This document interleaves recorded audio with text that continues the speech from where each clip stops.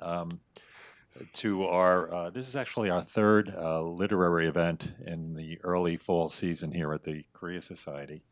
Um, and for me, it's the first time I've met, of course, Park Yeon-mi and David Hawk. But David has been here probably more times than I have been here at the Korea Society. I'm the new president, Tom Byrne. I've only been here about a month. I need my glasses to read about David, but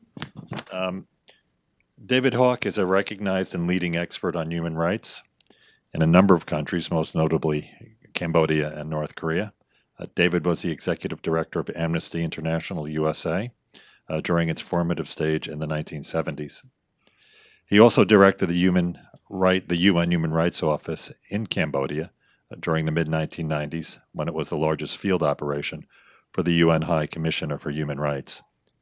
In the early 1980s, David did path-breaking original photographic and archival documentation of the human rights atrocities in Cambodia under the Khmer Rouge, and researched and authored the first systematic and comprehensive documentation of the political prison system in North Korea, political prison camp system in North Korea.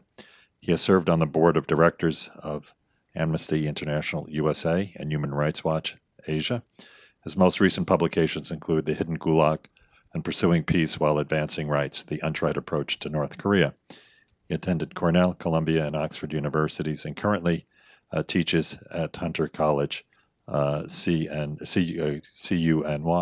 when the weather is not too cold. Thank you. So I'll turn the floor over to David and Park Yeon-mi. Okay, well, thank you very much. Sorry, one housekeeping note I forgot to mention. I see that we have a sizable contingent of members here. We have a more sizable contingent of non-members. So if you're interested in supporting programs such as this at the Korea Society, please see Jamie over here. Jamie, raise your hand, please. And Jamie will be here to help you. Thank you.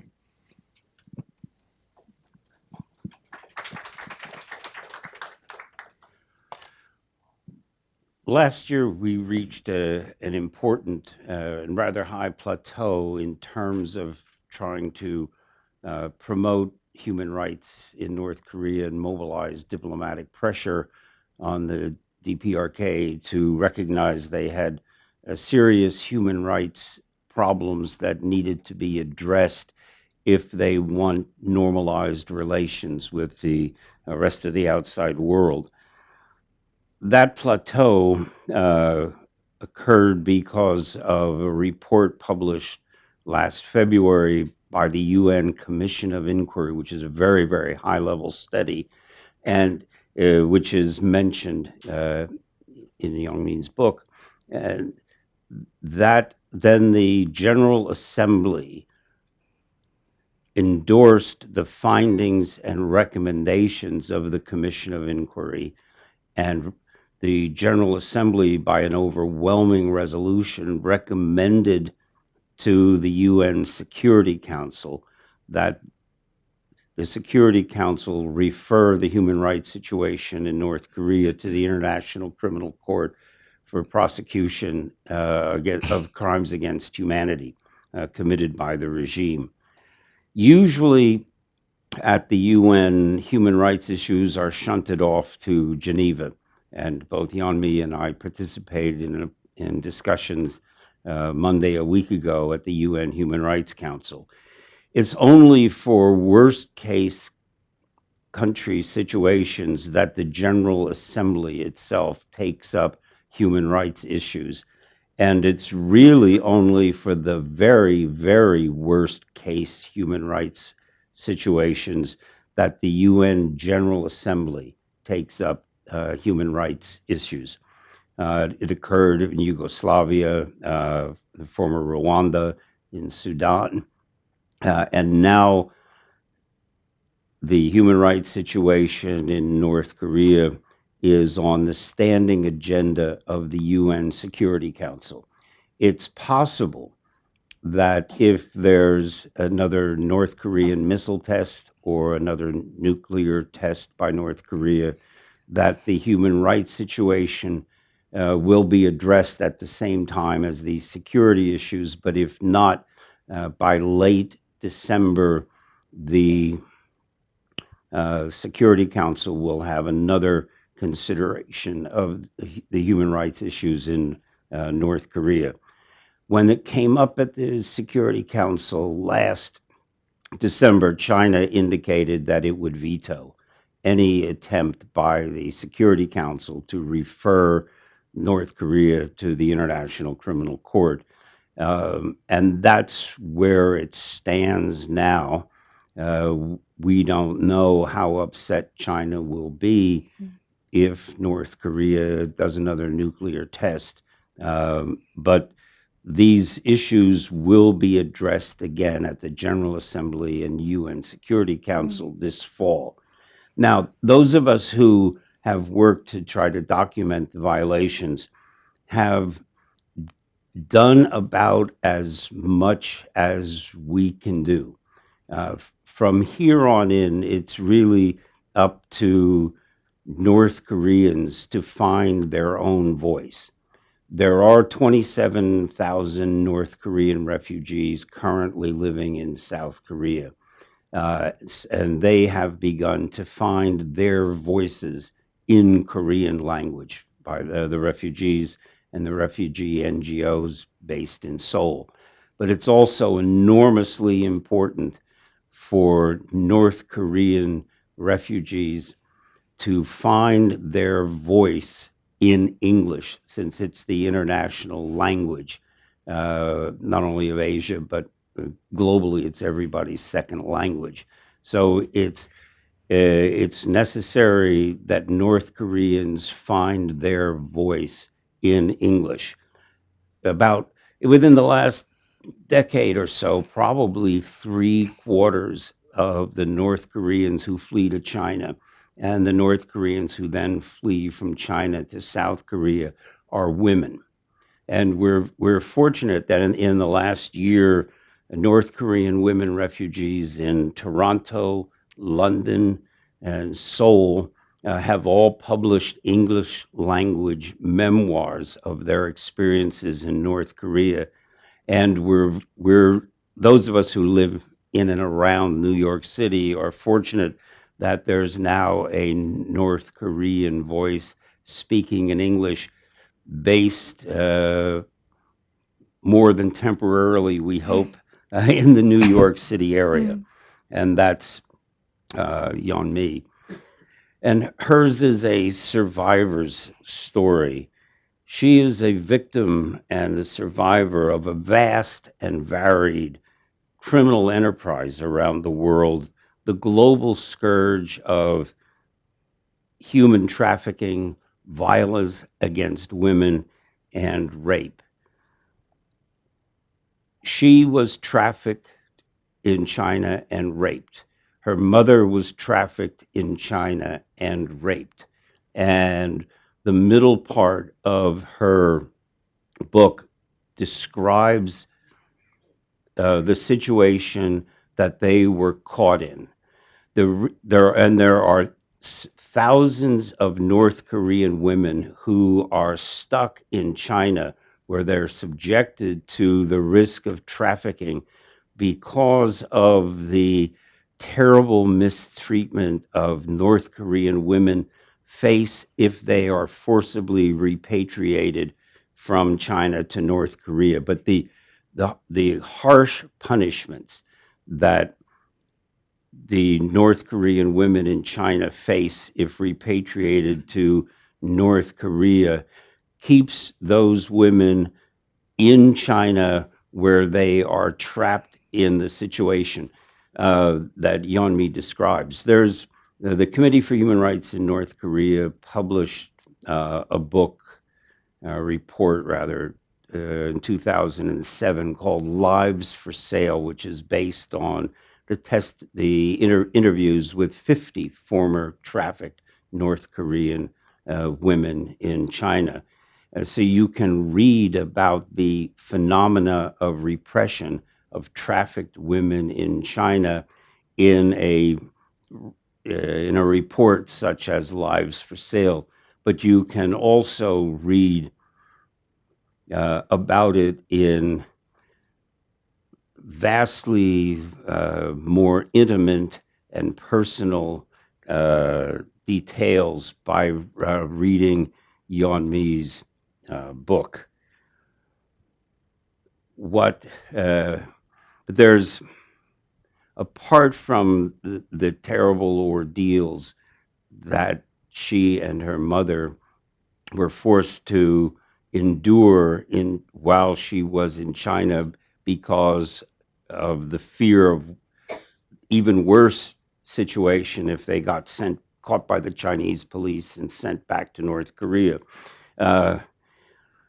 She goes on in the book in what I found to be the most inspiring parts of the book, which was her encounter with the modern and free world. Basically, the first steps she took out of the airplane when it landed at the Seoul International Airport and Incheon. And she describes how it is, it's an inspiring description, how a wisp of a girl child like Yeon-mi ends up publishing her memoirs at age 21, going on a book tour and speaking at the Korea Society in New York. So, Yeon-mi. Thank you so much for the introduction. Thank you. Thank you. I think the first thing I want to say, I really appreciate that. I'm so honored to be here and sitting here today. And thank you so much for everyone coming despite the raining weather. And I was worried what if nobody make it. But many of you made it, so I feel so blessed. And I feel so grateful to be here. As David described, the book is my memoir, and it's really weird thing to somebody 21 years old writing a memoir. And because I have to write something that was happened to me when I was very young, and also when I went through really hard things, it was not only just easy writing about it, it was extremely painful and very hard. But because of there's somebody, my co-author, Marianne is here. Please stand up, please. Yeah, because of her. Yeah, yeah. Without Marianne, there's no in order to live. So I'm very grateful. So before I'm going to read my book, some part of my book, and before I read it, it's like it's really unimaginable that I'm sitting here in New York, the country I call the American bastards, and I'm speaking their language now, and I'm going to revenge what this regime did to me. So I hope you too enjoy my reading, despite my lack of English ability. I am most grateful for two things: that I was born in North Korea and that I escaped from North Korea. Both of these events shaped me, and I would not trade them for an ordinary and peaceful life. But there is more to the story of how I became who I am today. Like tens of thousands of North Koreans, I escaped my homeland and settled in South Korea, where we are still considered citizens, as if a sealed border and nearly 70 years of conflict and tension never divided us. North and South Koreans have the same ethnic backgrounds, and we speak the same language.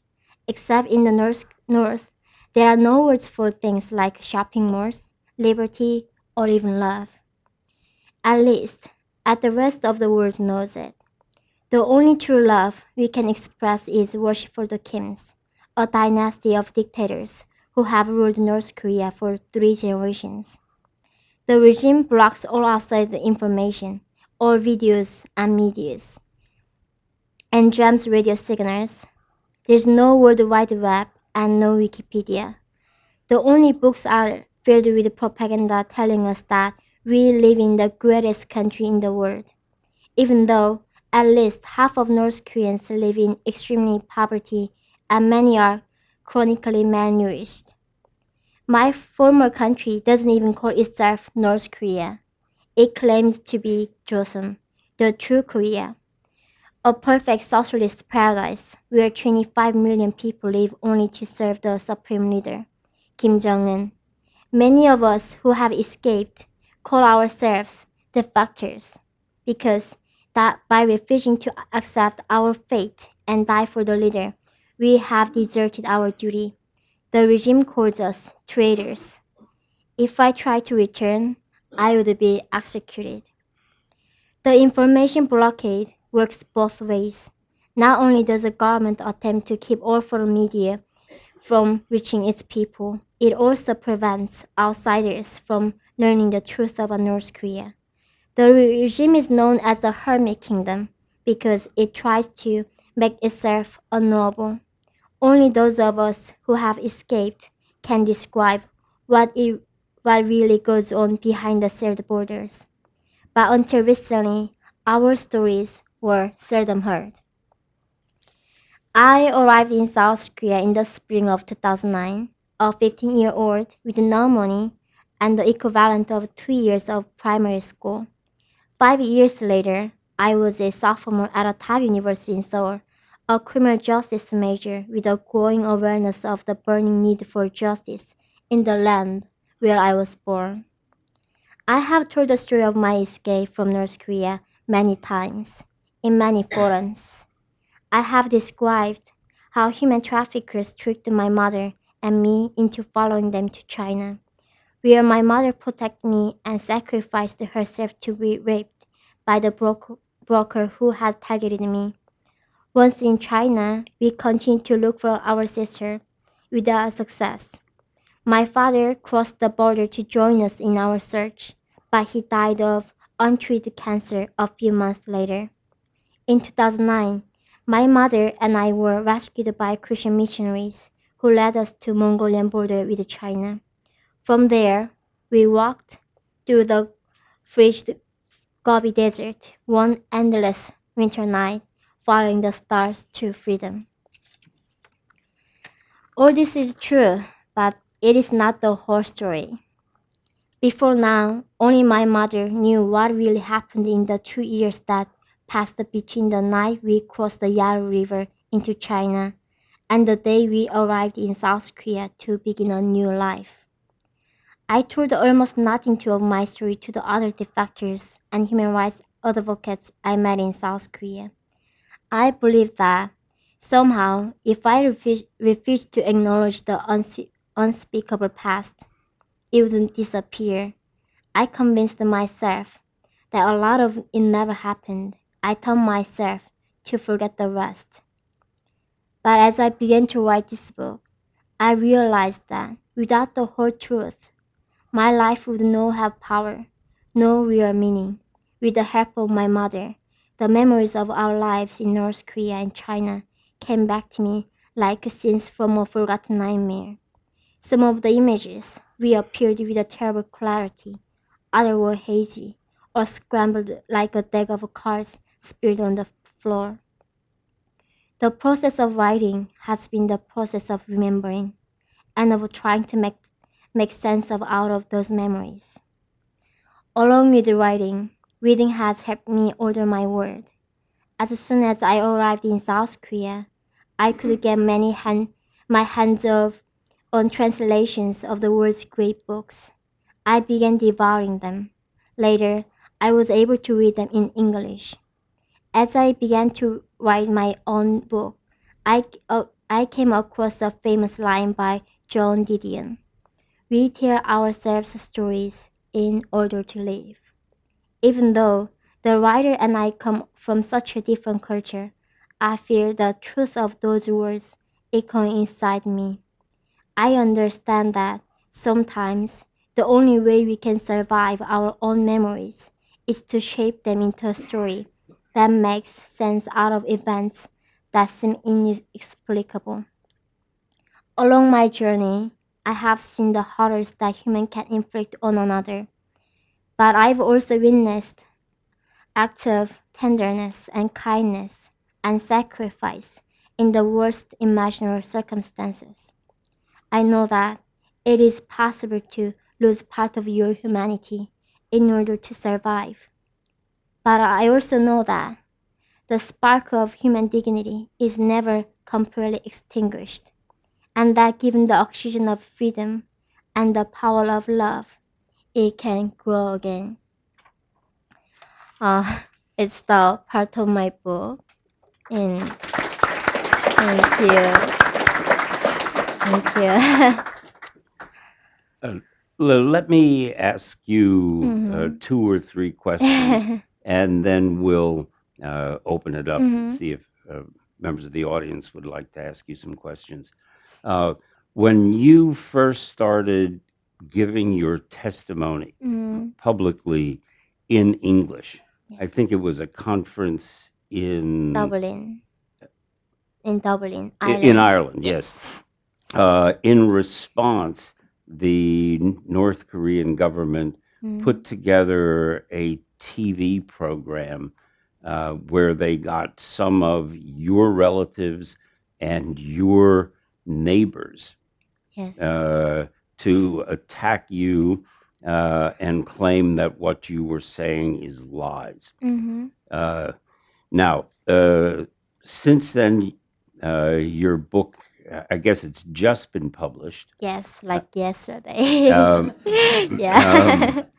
but you've continued to speak out. Mhm. Obviously, the North Korean diplomats at the UN in Geneva heard your remarks Monday a week ago, Yes. and so my first question is if there have been others, or if you expect other criticism of you directly by the North Korean government and its agents.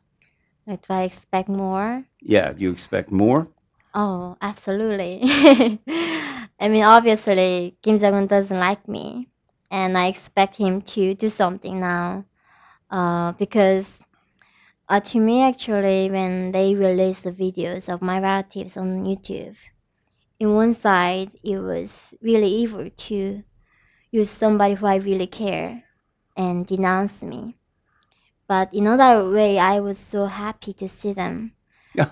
It's because that's the only way I can see their face. It's another tragedy. I have right to see my relatives and my friends, but because I was born in North Korea and I escaped, I cannot go back and see them. And to me was I was seeing their face and I was so happy they were alive. And I'm kind of worried that there's no any more videos coming up. And personally, I'm waiting for it to come up. So that's the only way I can check their safety if they has not been sent to prison camps. So yeah, yes. Answer is yes. So you do expect more. Yeah. Uh, let me ask you another question. In China and then again in South Korea, you were assisted by South Korean Christians.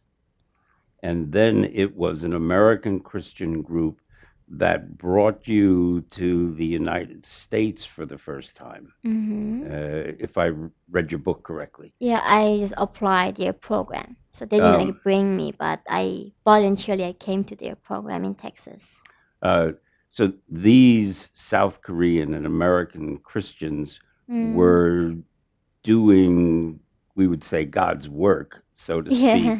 But there were also, it seems, strings attached. Namely, I think they wanted you to convert. But they did help save your life in China, and they helped get you on the road to education when you were in South Korea. So I wondered if, with some distance, you had any further reflections on the efforts of these Christian groups to assist you in China and South Korea. So you mean, do I want to be more assisted by them, or? Or what do you think of their work? I'm very grateful for the people who helped me in China. And even though I had to write down the Bible passage every day and have to memorize Bible verse and have to confess that I believe in God. And also I was accused of being doing the same for acts to survive in China. So I had a very conflict emotions I had before.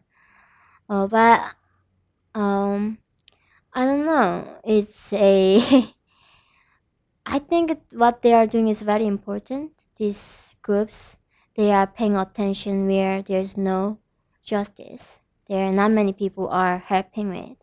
Obviously, the tragedy happening in North Korea is almost 7 decades, and not many things have done for it. But these Christians are in the real danger in China, and they are helping with these people. Their reason for doing this not purely humanitarian. Sometimes they are trying to save others' soul, trying to comfort them. But despite that, I came into this free world. So I'm very grateful, and I think it's very important work what they do. And I think it's our freedom to choose being a Christian or not. I don't think. Yeah. So I'm very positive of their work. Okay. As I mentioned last Monday, Mm-hmm. a week ago, Mm-hmm. you participated in a program at the UN Human Rights Council, Mm-hmm. and you mentioned, you told me just walking in that this Yeah. was the first time you had attended a meeting at the United Nations, Yes. and I wanted to ask you to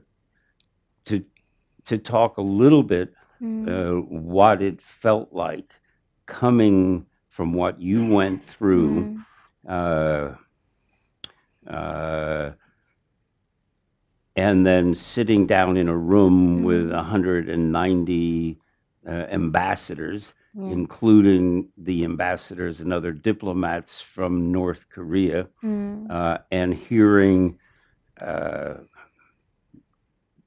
it probably 40 other countries spoke during that 3-hour session. And I wondered what you thought about that, since it was your first trip to the United Nations. Yes. I have been at the UN building before, but never attended the Human Rights Council meeting, like for explicitly for North Korea session. I mean, to me, I never knew the human rights issue in North Korea was a global issue. I never knew that people really cared in the world. So I thought when I was crossing the Gobi Desert in that night, I thought only the stars were with me because I didn't know what UN was. I didn't know there were people in UN and they are talking about these issues. And it was my first time to see really in the room where people were concerned about the victims of North Korean regime. And I felt really grateful that I was witnessing this historical moment, and I realized the history didn't forget these people, my relatives. I thought whole history forgot them, and we living in the world, we are having this 24 hours electricity, and have transportation, have so much food, but somehow I felt like these people don't care what's going on in North Korea. But as I witnessed last year at Wonyoung World the summit, people were standing there and they were crying with me, and they told me what I went through really important. They care about what I went through, and also at the United Nations, it was same kind of process. But the other thing I realized at the end of the day on the airplane, I came back to New York, and I was thinking about the airplane ticket that somebody paid for. And like, what can I do with that money? I think I can, with more money, I can save one life. And somehow I fear there's lots of talks going on, but not a lot of progress. In almost these 7 decades, not many things have been changed. And also, I wish my father in China, when he passed away, he just hear about this kind of world existed, where there is justice and freedom is. But so many people in North Korea, unfortunately, they are dying without even knowing this world exists. Not even they can dream of this. They don't even hear about this. So I felt very bad on the plane when I come back to New York. And how did you listen carefully to the words that the ambassador from North Korea spoke? Yeah. And how did that strike you?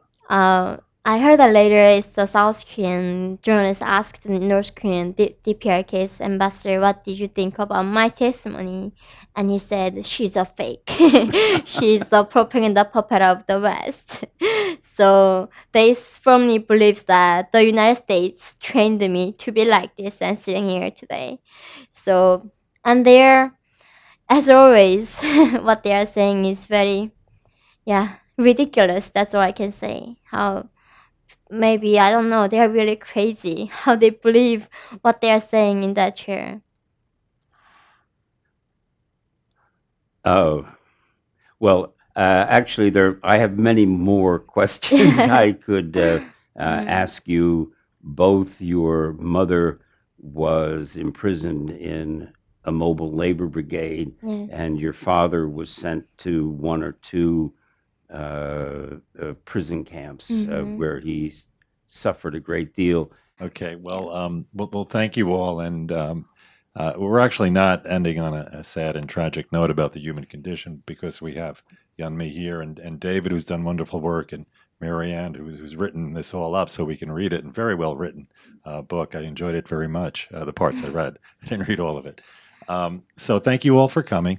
I think it was a very moving night, and a special night for us at the Korea Society. So thanks again, and don't forget my exhortation. If you want to support the Korea Society, see Jamie. Jamie, are you still here? Or Nikki over here on my right. Thank you all for coming, and have a good night. Thank you, everyone. Thank you so much, Tony. Thank you.